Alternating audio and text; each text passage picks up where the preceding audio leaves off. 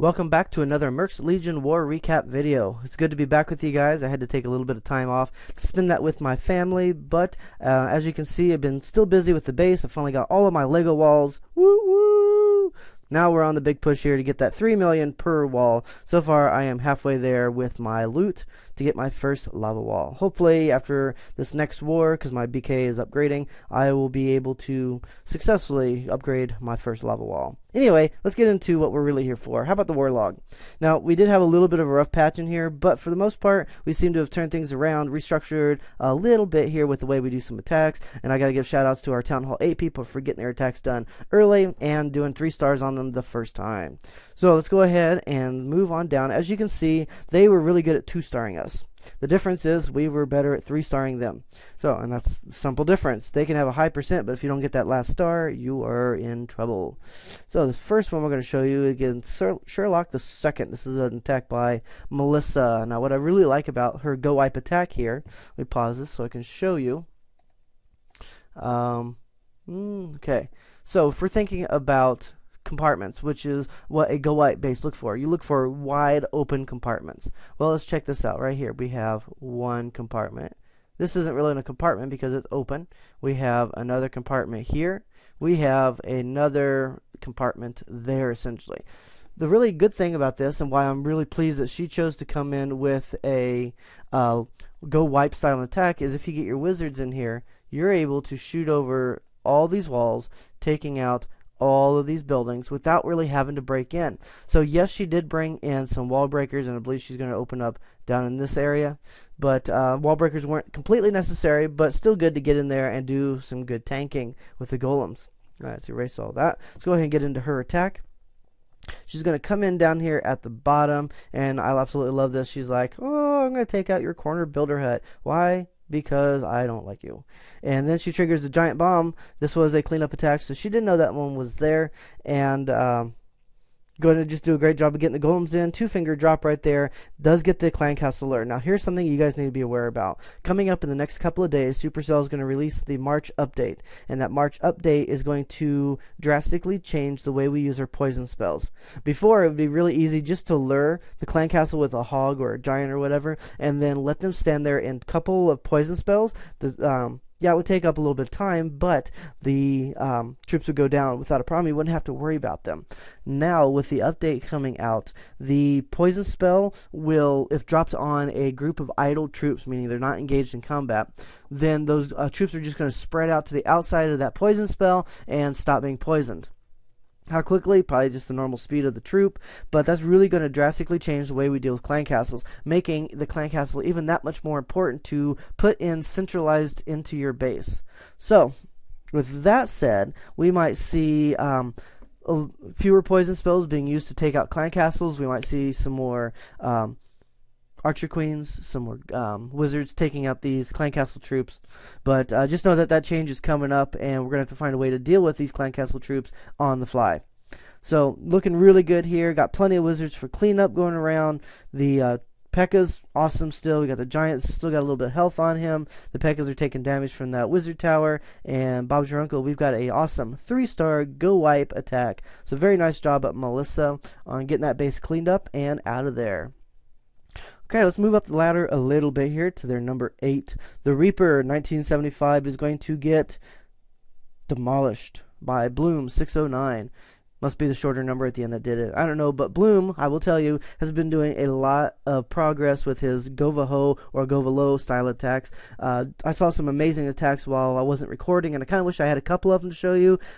Doing double or triple jump spells with the Valkyries to get in the base and just annihilate it. So, but very good job here of getting the funnel in. And we're going to send in, after the clan castle troops go down, we're going to send in these lovely red heads after we create a little bit of a funnel. Speed up through the poison kill. Here come the golems. The wizards come down, very nicely spread out, just to try to take out these storages to make this funnel super, super wide. A couple wall breakers to get the golems inside, and just left that little bit of breadcrumb right there to make sure the Valkyries ran inside and started their attack. Now we do have a giant bomb that goes off here, but very well prepared with that heal spell. This was a cleanup attack. This base had been hit 3 times.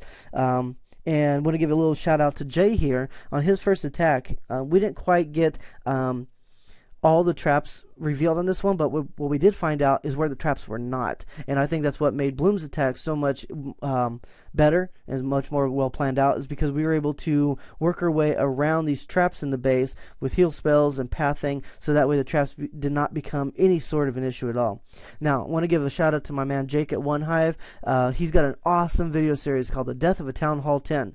I know you might be saying, but Eureka Havoc, I'm not a Town Hall 10. Nobody is a Town Hall 10 in mine. We're not going to see that. That's okay, because the principle on taking out a Town Hall 10 can be applied to all of these lower level bases. What happens is one person goes in with an attack that they've all talked about, thinking that this is going to be the best attack, this is going to be the best opener, these are the objectives we need to get done. Here's the first attack tells us what's in the clan castle usually, and gets at least 1 star on the attack, just so that way we can get into the base and find out what's going on in there. Then every subsequent attack after that is a slight modification of the first person's attack. It could be a little variation, such as dropping it on a different tile. It could be taking a couple different troops to make a difference late game, changing up spells.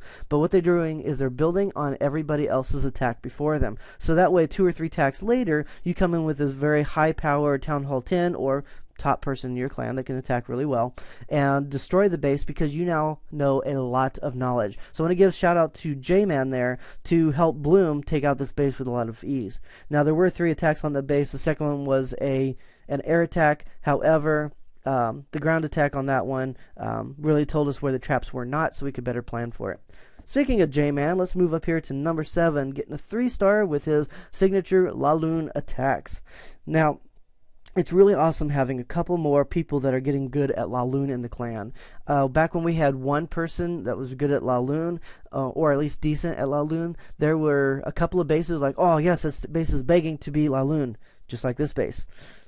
But the problem is, if I didn't La Lune it, or whoever didn't La Lune it correctly the first time, there was nobody else to go in and La Lune again the second time, making those little bit of tweaks. So now that we've got Jay and a couple others in the clan that have been practicing their Go La Lune and Q La Lu attacks, the La Lune attacks in our clan have been a lot more successful. We are consistently starting to take out upper level bases with this La Lune base style of attack.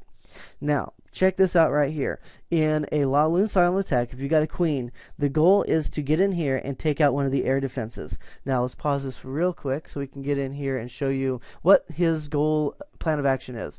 The queen's right here, and he wants the queen to get in here, step up right to this area so she can shoot this air defense. Getting one air defense down, folks, is sometimes key between a successful 3-star attack and a non-3-star attack. So let's see if our J-Man can get in there and take out this air defense. The lava pup pops, and the queen is very easily able to take out these pups without a problem. There were a couple of tanking troops in the middle. Unfortunately, they've gone down, so now the queen is under fire. Pops the ability just to get a little bit more hit point damage in there, but ran across the giant bomb earlier, so we're not going to get in there and get that air defense. However, Jamin is like, well, you know what, doesn't matter, I'm going to send everything in all at once over here, and it's awesome. I love the placement of these haste spells instead of bringing poison. We knew we could deal with that lava hound easily enough. However, these haste spells just really pushed everything into the core of the base so much faster, and the lava hounds that are still up are tanking very nicely for all these balloons that are in here. Now, one thing I really like also about this base is that it's so easy to La Lune, because everything stays relatively compact until you get to the very end of the attack. And especially since our queen took out that compartment, everything is going to move south.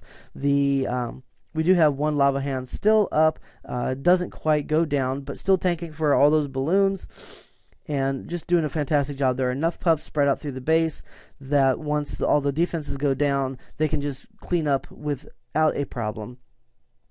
And here they are doing the victory lap around the base.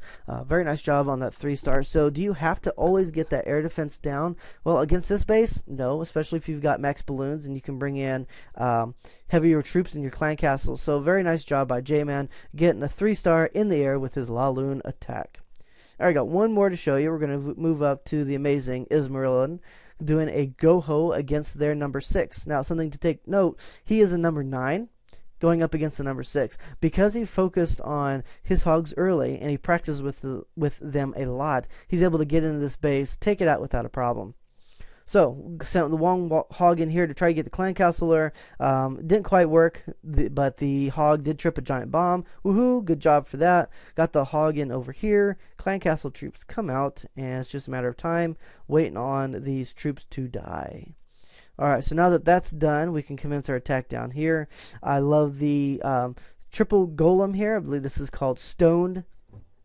Is that 3 golems? Or 2 golems. So we have shattered entry here. A pair of wall breakers gets them into the main base, and the wizards come down just to start cleaning up all the trash buildings. So that way there's just that much less to clean up at the very end, and also gets in here to just take down some of the early on defenses to make the hogs move a lot quicker through the base. Now, let's check this out real quick. Let's think about scouting a base, right?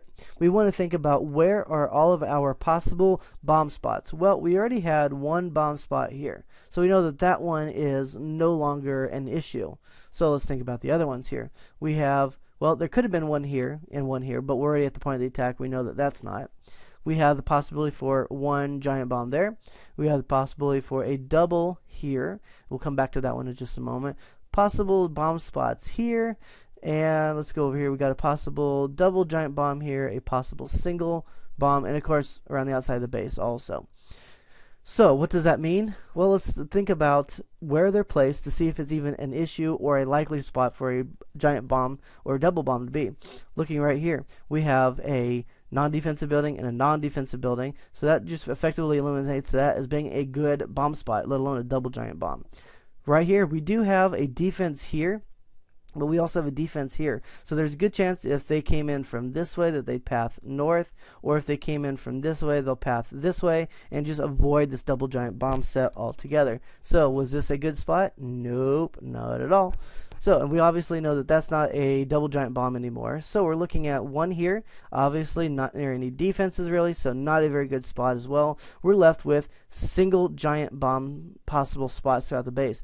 With 4 heal spells down here, plenty of heals to be able to take out the rest of this base. So let's see if we can get in here and find out where these giant bombs are.